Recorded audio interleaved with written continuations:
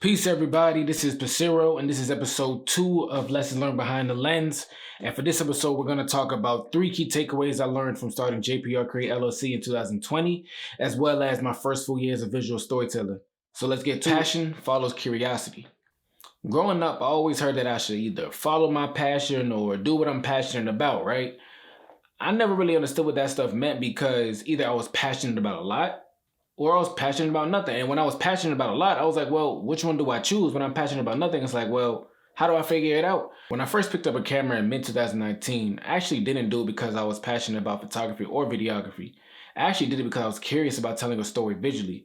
See, for a long time, I've only told a story using words, whether that be through poetry or short stories.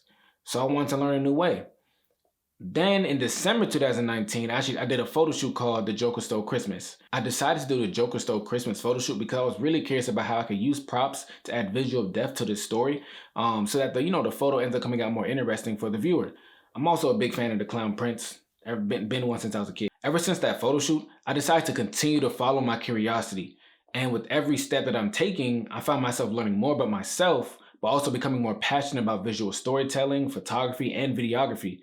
See, this curiosity has led me to my passion, and it led me to creating JPR Create LLC. Shoot your shot.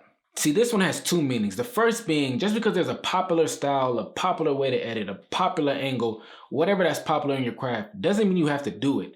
And that doesn't mean the way you want to do it is wrong. See, a lot of times you're gonna have ideas that you might be like, oh, well, this isn't popular. I'm telling you to do it anyways. Shoot your shot anyways, because a lot of times, who knows, people might like it. And then you being curious about your creativity is how you're going to become more creative. That's how you're going to develop your skills. This shoot your shot mentality is actually something I executed on in a recent shoot.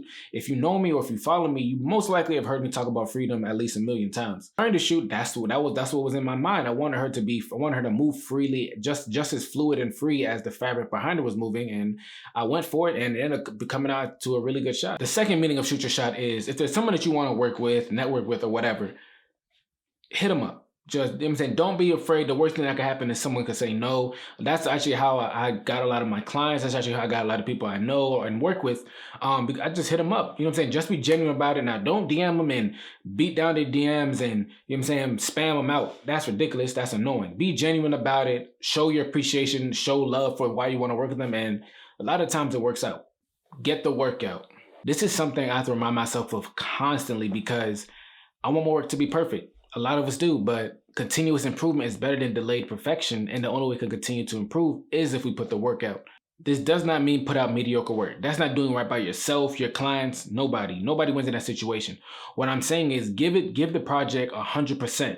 Once you do that and it adds value to your client or to yourself or whatever, the purpose of it is, put it out, mark it as completed, because that way then you can look at it and say, you know what, I actually do want to improve on this for next time. So next time you have a project, next time you have some content you're creating, you can improve on that. I know I'm always going to want to add, edit, change something about the project, but what I usually ask myself to prevent myself from just not putting it out or being late for the client is this edit or addition worth delaying the completion of this project? And if it's not, then it's complete. So these are 3 takeaways I have from being behind the lens for a little over a year now, as well as forming JPR Create LLC in 2020.